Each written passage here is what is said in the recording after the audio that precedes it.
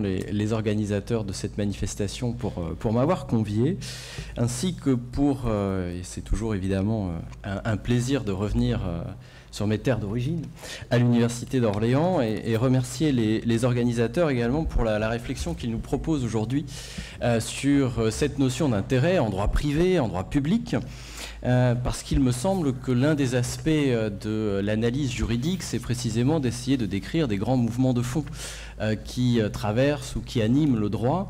Et il me semble que ce colloque participe indéniablement de cette logique assez fédératrice entre le droit privé et le droit public. Et ce colloque, en tous les cas, c'est ainsi que je l'ai perçu en lisant le programme, repose également sur un postulat implicite, alors j'espère ne pas trahir la pensée des organisateurs, qui serait celui de l'éclatement, et certains auteurs sont même plus pessimistes, d'une pulvérisation de l'intérêt général au profit de l'éclosion d'intérêts privés toujours plus nombreux, toujours plus égoïstes, si on noircit évidemment le trait. Et il est vrai qu'en droit privé, et particulièrement en droit civil, l'idée est assez répandue d'un déclin de l'intérêt général, d'une mutation de l'ordre public. On pourrait s'interroger sur les points de convergence entre ces deux notions, au profit d'un mouvement de subjectivisation et de fondamentalisation du droit. Néanmoins, il n'est pas certain que ce mouvement de diversification, je vais utiliser un terme plus neutre, diversification des intérêts pris en compte par le droit, soit si récent. Si le phénomène, et c'est l'hypothèse que je voudrais tester entre guillemets avec vous dans cette communication, et en l'appliquant au droit pénal bien sûr, si le phénomène devient plus perceptible, me semble-t-il, c'est peut-être parce que nous sommes le témoin d'un changement dans la vision du droit, ou un certain changement dans notre vision du droit. Alors il y a peu de temps, en mai 2017, l'association Henri Capitan consacrait ses travaux au thème des concepts, intérêts et valeurs dans l'interprétation du droit positif. Et élément intéressant, la plupart des intervenants ont mis en évidence un recul des repères classiques dans les différentes branches du droit privé, se traduisant par un certain nombre de solutions nouvelles qui seraient initiées par une évolution du raisonnement juridique. Évidemment, le débat contemporain sur la place du contrôle de proportionnalité, particulièrement in concreto, ces nombreuses incidences sur la motivation des décisions de justice, plus largement sur le raisonnement juridique, en serait bien sûr un des éléments moteurs, pour ne pas dire déclencheurs. Alors sans nécessairement adhérer en bloc évidemment à ce mouvement, qui demande sans doute une certaine analyse, un certain temps de digestion, il n'en demeure pas moins que celui-ci, ce mouvement, nous invite à revenir sur un certain nombre de nos représentations classiques en droit. Et c'est sans doute dans ce contexte-là qu'il convient de placer l'évolution des rapports entre intérêt général et intérêt privé, et c'est cet angle d'attaque que je retiendrai pour la matière pénale. Alors en matière pénale, cette réflexion fait écho à une problématique assez classique, ancienne, assez simple à formuler, qui consiste à s'interroger sur la conception de l'infraction. Présentée de façon relativement brutale, l'infraction traduit-elle une atteinte à l'intérêt général ou une atteinte à l'intérêt privé? De façon un peu plus subtile, l'infraction traduit-elle inévitablement au-delà, je pense qu'il est assez difficile de la nier, au-delà de l'atteinte à l'intérêt d'une victime, personne physique, personne morale aujourd'hui, traduit-elle inévitablement une atteinte à l'intérêt de la société tout entière? Alors la question peut surprendre le pénaliste, l'historien également, puisque classiquement la naissance du droit pénal est associée à l'avènement d'un système de justice publique, dans lequel le crime est nécessairement une réponse institutionnalisée à l'infraction. Ce modèle, qui structure aujourd'hui encore toute la pensée du droit pénal, est sans doute trop caricatural. Alors, je vais rassurer l'assistance, il ne s'agit pas de le remettre en cause, mais peut-être simplement de l'adoucir. Le droit pénal apparaît peut-être, j'émets l'hypothèse, plutôt comme une matière où l'intérêt général et les intérêts privés se mêlent, Et il en a sans doute toujours été ainsi, mais le mouvement en faveur d'une plus grande subjectivisation du droit permet sans doute de rendre cet équilibre plus perceptible et dans le même temps peut-être plus précaire. Et c'est ce que je voudrais vérifier avec vous en envisageant en droit pénal un double mouvement finalement, une sorte d'affaiblissement de l'intérêt général et de renforcement des intérêts privés. Alors sur l'intérêt général affaibli ou atténué, je vais commencer par dire qu'évidemment, le droit pénal et l'intérêt général sont un couple d'inséparables. Et en matière pénale, s'il faut donner quelques définitions, je crois que c'est aussi l'objet de ce colloque, l'intérêt général renvoie à la notion de valeur sociale. Alors, qu'est-ce qu'une valeur sociale? On peut tenter de proposer la définition suivante, c'est-à-dire l'ensemble des priorités jugées nécessaires à un moment donné pour la pérennité du pacte social. Et à cet égard, l'objet du droit pénal est d'assurer une protection de la société, oui, on le retrouve, en garantissant ces valeurs sociales, à travers le prononcé d'une peine, également appelée, c'est intéressant, réaction sociale à l'infraction, et la peine est une réponse à l'atteinte à ces valeurs sociales. Et cette référence à l'intérêt général explique par exemple que, en matière pénale, à la différence de la responsabilité civile, la responsabilité pénale n'est pas subordonnée à la démonstration d'un préjudice subi par une victime. C'est bien là le signe que la société est la première victime de l'infraction et que l'absence de victime n'est pas un obstacle à l'application d'une peine. C'est ce qui explique, pour aller, là encore, c'est la loi du genre, assez vite, que l'on admette en droit français la répression de la tentative, que l'on admette également certaines infractions particulières, comme les infractions formelles, les infractions obstacles, qui sont notamment très prisées dernièrement dans le dispositif antiterroriste. Infractions obstacles, par exemple, l'association terroriste de malfaiteurs, l'entreprise terroriste individuelle, ce sont des exemples qui permettent de sanctionner la préparation, qu'elle soit collective ou individuelle au terrorisme. On est bien en dehors de toute victime concrète, on intervient avant la commission de l'attentat, entre guillemets, on est dans une logique de prévention. Pour autant, on perçoit la fiction sur laquelle repose le raisonnement, me semble-t-il, associant intérêt général et infraction. La protection de la société s'avère finalement assez souvent symbolique. Chaque infraction effectivement commise représente une atteinte effective aux valeurs sociales et la peine nécessairement prononcée a posteriori apparaît bien souvent comme un remède assez illusoire. Pour dire les choses autrement, la peine est fondée sur une certaine conception de l'intérêt général, mais elle paraît impuissante à instaurer une protection a priori contre toute atteinte à ces valeurs sociales.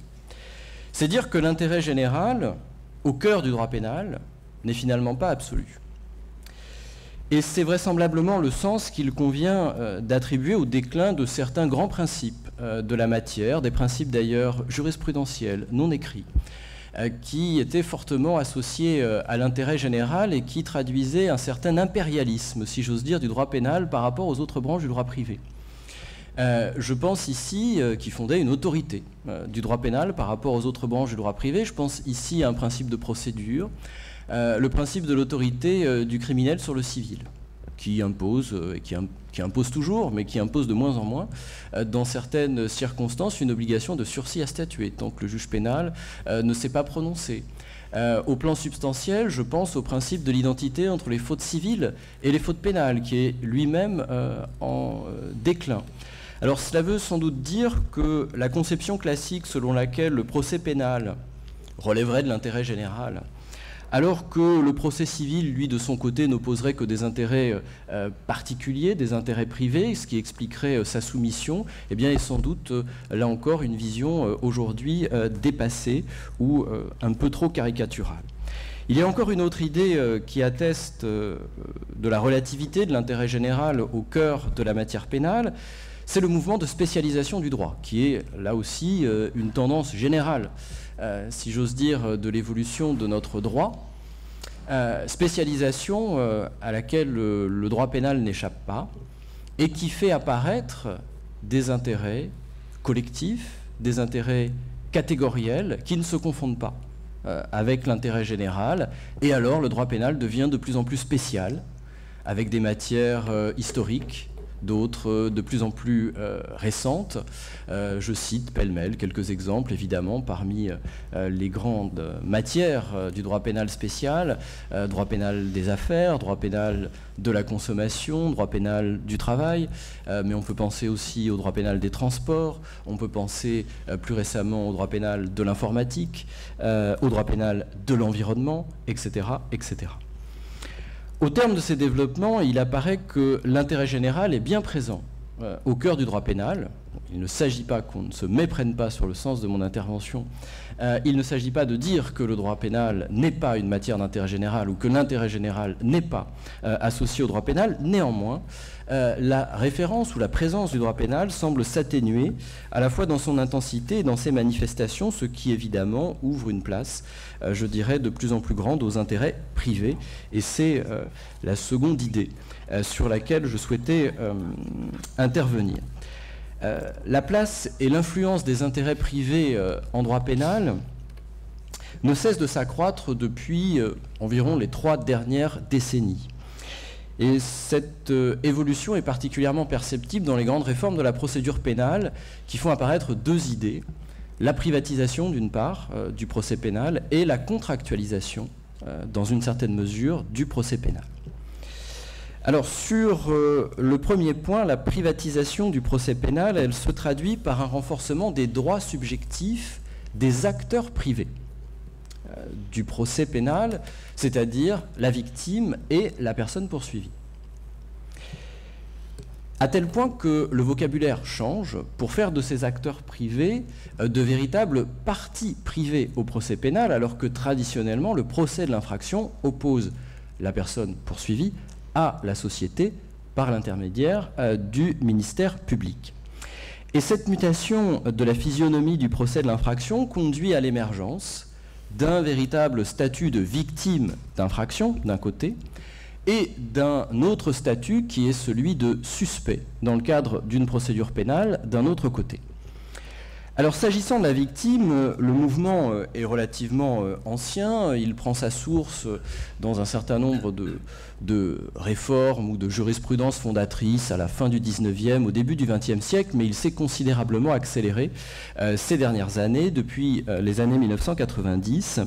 Et l'une des dernières étapes est représentée par l'adoption d'une directive de l'Union européenne, du 25 octobre 2012, dite directive victime, et dont la transposition pourrait avoir pour conséquence d'aboutir à la mise en œuvre d'un véritable droit des victimes d'infraction, avec une systématisation des droits reconnus aux victimes à tous les stades de la procédure pénale. Je donne quelques illustrations, évidemment: droit de demander des actes, droit de regard sur l'évolution de la procédure, droit de participer aux grandes étapes de la procédure, droit d'être assisté par un avocat, etc., etc. S'agissant du suspect, c'est assez intéressant, on s'aperçoit que le mouvement suit un rythme relativement identique, avec là encore un acte fondateur à la fin du XIXe siècle, la loi Constant, grande réforme de l'instruction préparatoire, introduction des droits de la défense dans le cabinet d'instruction, et puis une accélération de l'évolution en faveur du renforcement des libertés individuelles au profit du suspect ces dernières décennies, sous le coup des sources européennes, constitutionnelles, et qui s'est particulièrement illustré par un renforcement des droits dans le cadre de l'enquête policière ces dernières années. Et les conséquences sont nombreuses, hein. La nature de la procédure même change. Alors qu'on avait maintenu une procédure plutôt de type inquisitoire dans l'avant-procès pénal, et bien là, la mutation est en mouvement. Le caractère inquisitoire de la procédure décline au profit d'un modèle de plus en plus accusatoire et d'une généralisation progressive, on n'y est pas encore, mais une généralisation progressive des droits de la défense à tous les stades de la procédure pénale.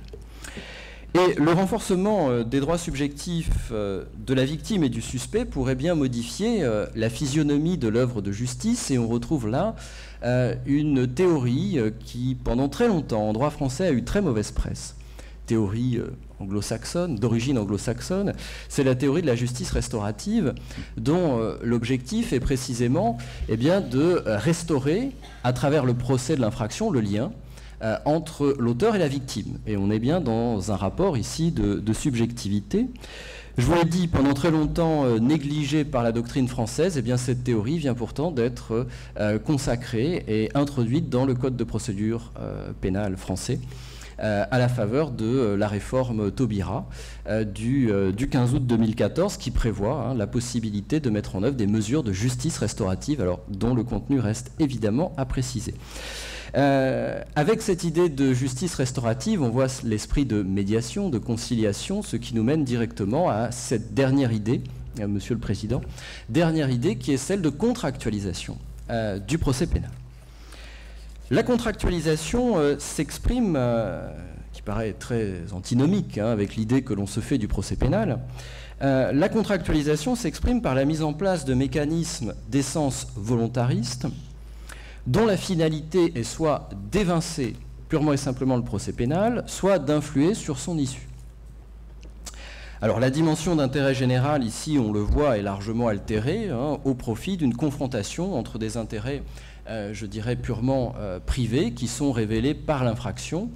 Alors néanmoins, il faut relativiser le propos. Les procédures dont je vais parler très rapidement sont des procédures qui sont limitées à certaines catégories d'infractions, jugées peu graves, ce qui suscite bien sûr des difficultés pour les identifier parfois, et elles restent placées sous le contrôle de l'autorité publique et ne sont jamais obligatoires.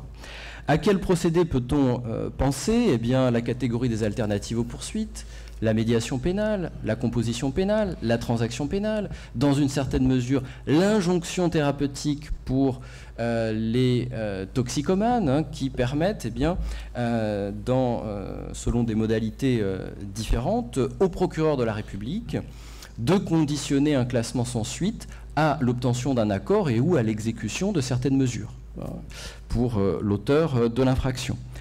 Autre manifestation de cette contractualisation, un pas supplémentaire a été franchi avec l'instauration d'une forme de justice pénale négociée en 2004 avec la fameuse procédure de CRPC, la comparution sur reconnaissance préalable de culpabilité, là encore avec une influence anglo-saxonne. On a parlé de plaider coupable à la française.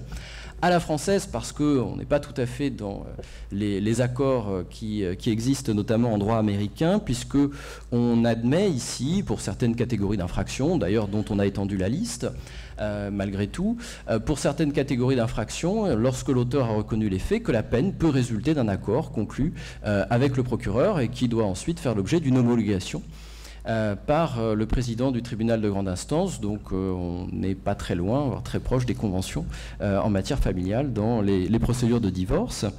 Et pour terminer, par extension, on pourrait encore voir une forme de consensualisme pénal lorsque devant la juridiction de jugement ou devant le juge d'application des peines, la sanction est soumise à l'adhésion du condamné. Tel est le cas, par exemple, du travail d'intérêt général. Travail d'intérêt général, au terme de cette réflexion sur l'intérêt, dont on peut finalement se demander s'il porte si bien son nom que cela. Je vous remercie de votre attention.